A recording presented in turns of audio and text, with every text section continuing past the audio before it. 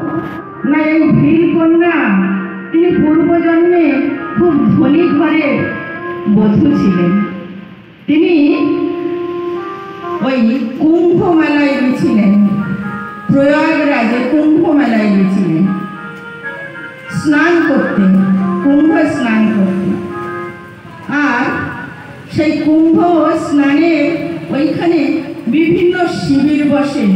সব বাবারা বড় বড় মানে যারা উচ্চ পর্যায়ের মানে যারা ভক্ত সন্ন্যাসী বা যারা আছেন, যারা ভগবানের প্রচারক, তাদের কি হয় না শিবির বসে, বিভিন্ন শিবির বসে। অনেকে কুম্ভ মেলায় গেছে, তারা তো দেখেছেন শিবির বসে। তো ওনারও একটা শিবির আছে, ওনাদের মানে নিজেদের পক্ষ থেকে একটা শিবির আছে। কিন্তু যেহেতু ধনী ঘরের বধূ, তো তিনি অন্য শিবিরে গিয়ে উনি শ্রবণ করতে পারছেন না। নিজের শিবিরে বসে ওই পাশের শিবির থেকে রাম কথা, ভগবানের কথা তিনি শ্রবণ করছেন। আর তার খুব ইচ্ছা হলো, আহা এমন সুন্দর ভগবানের কথা যদি আমি ওই সভাতে গিয়ে যদি শ্রবণ করতে পারতাম। এই সভাতে বসে হরি কথা শ্রবণ করা আর শিবিরে বসে বা ঘরে বসে শ্রবণ করার ভিতরে আকাশ পাতাল পার্থক্য আছে। তো তিনি ইচ্ছা করলেন যে আমি যদি এমনি ধনী ঘরের বউ না হতাম, তাহলে আমি অবাধে গিয়ে আমি ওই শিবিরে গিয়ে সবার সঙ্গে বসে হরি কথা শ্রবণ করতাম। আমার কতই না আনন্দ হতো। ভগবান সে কথা শুনলেন, কেননা তিনি তো অন্তর্যামী।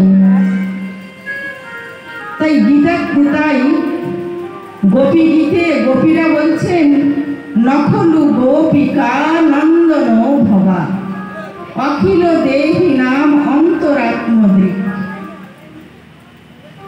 হে গোপনন্দন, হে গোপাল, তুমি শুধু গোপনন্দন নও, তুমি শুধু গোপিকা নন্দন নও, তুমি অখিল দেহি নাম, তুমি অখিল দেহের অন্তরাত্মদৃক, তুমি অখিল দেহের দেহি অর্থাৎ অন্তরাত্মা। সেই অখিল দেহের যে অন্তরাত্মা, যে দেহি তিনি শ্রবণ করলেন। সেই পূর্বজন্মে মা শবরীর দুঃখের কথা।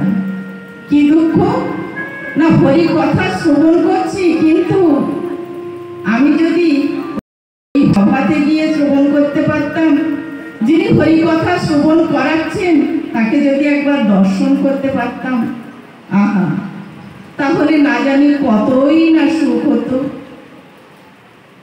হরি নাম হলো মধুর, হরি কথা মধুর, আর শ্রীহরির সব কিছুই মধুর। সেই মধুরাতি মধুর, সেই গোবিন্দের মধুরতম শব্দ যদি আমি হরি সভাতে গিয়ে উপস্থিত হয়ে যদি শ্রবণ করতে পারতাম, তাহলে আমার মনের ইচ্ছা, আমার এত আনন্দ হতো যে আর কি বলবো। কিন্তু আমার তো ভাগ্য এমনই, আমি ধনী ঘরের বউ। সেই ধনী জীবনটাকেই তিনি ধিক্কার দিচ্ছেন। তাই ভগবান কৃপা করে তাকে কি করলেন, তার পরের জন্মে ভুলের ঘরে জন্ম দিলেন। আর ভগবানের ইচ্ছায় পরিস্থিতি কেমন হলো না, তখনকার দিনে তো শিশু কন্যাদের বিবাহ হতো। তা শবরী মা তখন ছোট ছিলেন, তখন শিশু, তখন তার বিবাহের জন্য সমস্ত আয়োজন উপস্থিত। আর দেখছেন যে অনেকগুলো ছাগ অর্থাৎ ছাগল বাঁধা আছে। তো মাকে জিজ্ঞাসা করছেন, মা এত ছাগল বাঁধা কেন?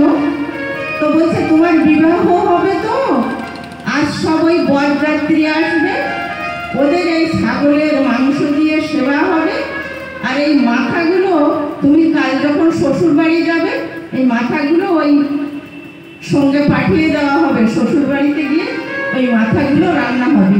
তাই শুনে শবরী মায়ের প্রাণ কেঁপে উঠেছে। বলছে আমার বিবাহ দেওয়ার জন্য এতগুলো ছাগল, এরা তো জানেই না, এদেরকে মেরে ফেলবে। আহা, তবে কি হবে, এদের জীবন কি করে বাঁচবে? আমার এমন বিবাহ করার দরকার নেই, এমন সুখ আমার দরকার নেই। তখন কি করলেন তিনি? চুপি চুপি, যেমনি সন্ধ্যা হলো তখন চুপি চুপি সব ছাগলগুলো দড়ি খুলে দিলেন। দিয়ে তখন তো বন জঙ্গল ছিল, এত সব দেশে এত ঘর বাড়ি, এত অট্টালিকার তো প্রশ্নই নেই, এত ঘর বাড়ি, এত লোক বসতিই ছিল না। বনের ভিতর দিয়ে তিনি দৌড়াচ্ছেন, দৌড়াতে দৌড়াতে উপস্থিত হয়েছে মাতঙ্গ মুনির আশ্রম।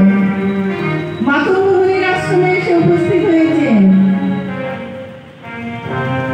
এসে মাতঙ্গ মুনির আশ্রমে তখন কি করছেন না, তখন সেবা শুরু করে দিয়েছিলেন। সেবা ভগবত প্রাপ্তির অন্যতম উপায় হলো সেবা।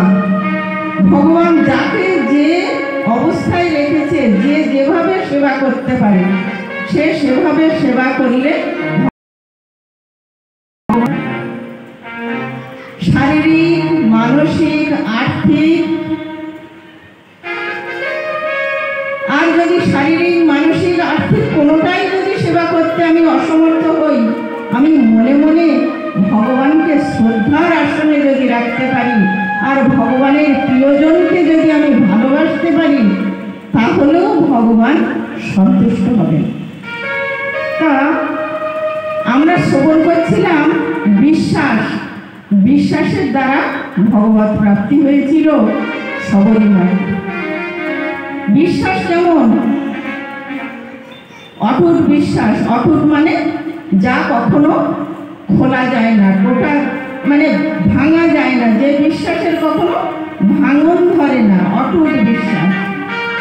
মাতঙ্গমণি তাকে, মাতঙ্গমণির দেহ রাখার আগে তিনি শবরী মাকে বলেছিলেন যে শবরী, তুমি এই সেবা, ওই বুহারু সেবা করতেন, অর্থাৎ ঝাড়ু দিতেন, ওই আশ্রমটাকে তিনি ঝাড়ু দিতেন, ঝাড়ু লাগাতেন, আর যজ্ঞের জন্য কাঠ সংগ্রহ করতেন, বাইরের সেবা করতেন আর কি। আর বনের থেকে প্রতিদিন ধন মূল যা পেতেন সেগুলো সংগ্রহ করে নিয়ে আশ্রমে নিয়ে আসতেন, এটাই তার সেবা ছিল। তো গুরুদেব যে বলেছেন যে শবরী, তুমি তুমি তুমি তোমার সেবা ছাড়বে না, তুমি এই আশ্রমেই অবস্থান করো, ভগবান আসবেন, শ্রীরামচন্দ্র আসবেন, এই শব্দ তিনি বলতে বলতে দেহ রেখেছেন। আর শবরী মা কি করেছেন, যে গুরুদেবের কথায় তিনি বিশ্বাস করেছেন যে গুরুদেব বলেছেন ভগবান আসবেন, তিনি অবশ্যই আসবেন। তখন প্রতিদিন তিনি কি করেন না, ভগবানের জন্য একটা ফুলের ফুল বিছিয়ে আসন তৈরি করে রাখেন, যে ভগবান আসলে একটু এখানে বসতে দেব, ভগবান আসলে তাকে কি খেতে দেব, প্রতিদিন কিছু না কিছু ফল সংগ্রহ করে রাখেন, যে ভগবান আসলে তাকে কিছু খেতে দেব। আর প্রতিদিন ভগবানের নাম করতে থাকেন। কি নাম? না ভগবানের নাম। তিনি বলে দিয়েছেন কি নাম? গুরুদেব যে নাম বলবেন সেই নামই জপ করতে হবে। গুরুদেব কি নাম বলেছেন? না রাম নাম বলেছেন। জয় রাম